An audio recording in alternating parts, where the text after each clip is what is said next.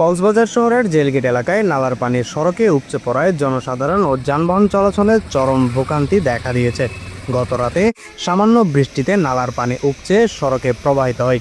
এতে পথচারীদের চলাচল যেমন ব্যাহত হচ্ছে, তেমনি ব্যাহত হচ্ছে যান চলাচলে। এই নতুন জেলগেটের কারাগারের সামনে যে পানিগুলা জমে আছে, এর কারণ হচ্ছে এই রাস্তার মাঝখানে একটা কালভার্ট রয়েছে। এই কালভার্টের মুখ 12 থেকে 13 ফিট মুখ ছিল। ওই পাশে দোকান নির্মাণ করার সময় এই মুখগুলা যখন ছোট করে ফেলে তখন পানি যাওয়ার বন্ধ হয়ে যায়। এর কারণে এই পানিগুলো এখানে জমাট হয়ে যায় এবং নির্দিষ্ট ময়লা ফেলার কোনো ডাস্টবিন না থাকার কারণে ড্রেনের মধ্যে ওরা এই ময়লা ফেলার কারণে আরো বেশি পানি যাওয়ার বন্ধ হয়ে যায়। জেলখানার যে মসজিদটা আছে, মসজিদটার পার্শ্ববর্তী একটা বড় ড্রেন আছে। ওটি যদি দেওয়া হতো তাহলে আমাদের পানি জমা হচ্ছে, এগুলো হতো না। এখন আমাদের সমস্যা হচ্ছে, এখন মানুষ মসজিদে যেতে পারতেছে না।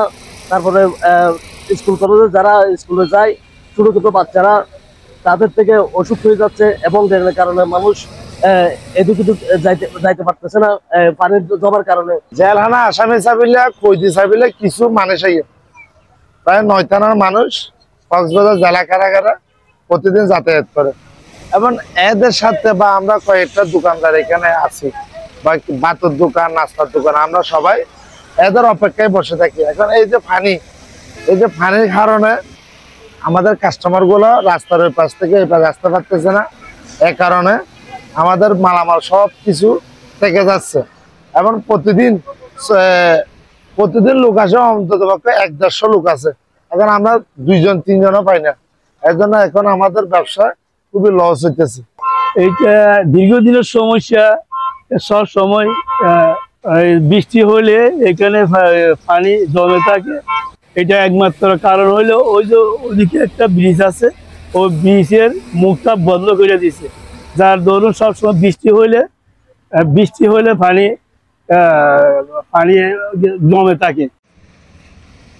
স্থানীয় বাসিন্দারা জানান, দীর্ঘদিন ধরে নালা রক্ষণাবেক্ষণ না হওয়ায় এবং পর্যাপ্ত ড্রেনেজ ব্যবস্থা না থাকায় সামান্য বৃষ্টিতেই পানি জমে সড়কে প্রবাহিত হয়। এছাড়াও ড্রেনের ঢাকনা খোলা রাখায় যে কোনো সময় দুর্ঘটনা ঘটার বিষয়েও উদ্বেগ প্রকাশ করেন তারা। বিশেষ করে জেলগেট এলাকায় এই সমস্যা প্রকট আকার ধারণ করেছে। এই বিষয়ে তারা সংশ্লিষ্ট কর্তৃপক্ষের দৃষ্টি আকর্ষণ করেন। ওইখানে যে একটা খাল ছিল, সরা ছিল, পানি যাওয়ার একটা ড্রেন ছিল, ওই ড্রেনটা ব্লক করে দোকান করে সব জায়গা দখলে নিয়ে গেছে। ওখানে দোকান বাইন্ধে হোটেল চালু করে দিয়ে আমাদের পানি যাওয়ার রাস্তাটা ব্লক করে দিছে। কিভাবে পানিটা যাবে? এখানে ড্রেন ব্লক, ড্রেনের কালভার্টের ওই ড্রেনের মুখগুলা ছুটে দিছে। এখন স্কুল ছাত্ররা স্কুলে যেতে পারতেছে না, ওইখানে পড়া যাচ্ছে। কি কাজ করতেছে ওটা আমি জানি না। এটা আমরা দ্রুত কাজটা সেরে যাওয়ার জন্য আহ্বান জানাচ্ছি। আমি খুব দুঃখের সাথে বলতে চাচ্ছি, আমাদের এই ম্যানহোলের ডাকনা সড়ক উন্নয়ন কর্তৃপক্ষ কাজ করতে আসছিল, খুব খুশি হয়েছিলাম। কিন্তু বেশ কিছুদিন ধরে ডাকনাগুলো যে খুলে রাখছে, এখন আমাদের বাচ্চাদের নিয়ে আমরা খুব আতঙ্কে থাকি। এখন নিজেদের কাজকর্ম বাদ দিয়ে বাচ্চাদের স্কুলে আনানো আমাদের নিজেদের করতে হচ্ছে। কারণ আমরা ভয়ে থাকি যে কোনো মুহূর্তে বাচ্চারা এখানে পড়ে যেতে পারে। এতদিন স্বাভাবিকভাবে হাঁটতো, এখন স্বাভাবিকভাবে হাঁটার কোনো সুযোগ নেই। বেশ কয়েকটা ডাকনা রাস্তার এই ফুটপাতের ডাকনা যে তুলে রাখার ফলে এখানে বাচ্চারা যে কোনো মুহূর্তে চলাফেরা করতে গেলে একটা বিপদ হতে পারে।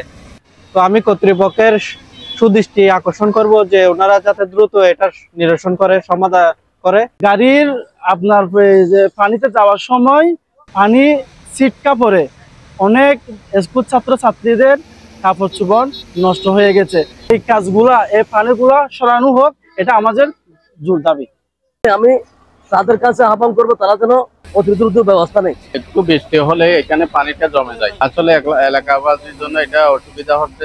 আমরা আশা করব রোডস এন্ড হাইওয়ে প্রশাসন কাছে দৃষ্টি আকর্ষণ করছি, অতি দ্রুত এই কাজটা যেন তাড়াতাড়ি করে। এই ব্যাপারে আমরা এলাকাবাসীর পক্ষ থেকে আমি ঊর্ধ্বতন কর্তৃপক্ষের সুদৃষ্টি কামনা করছি।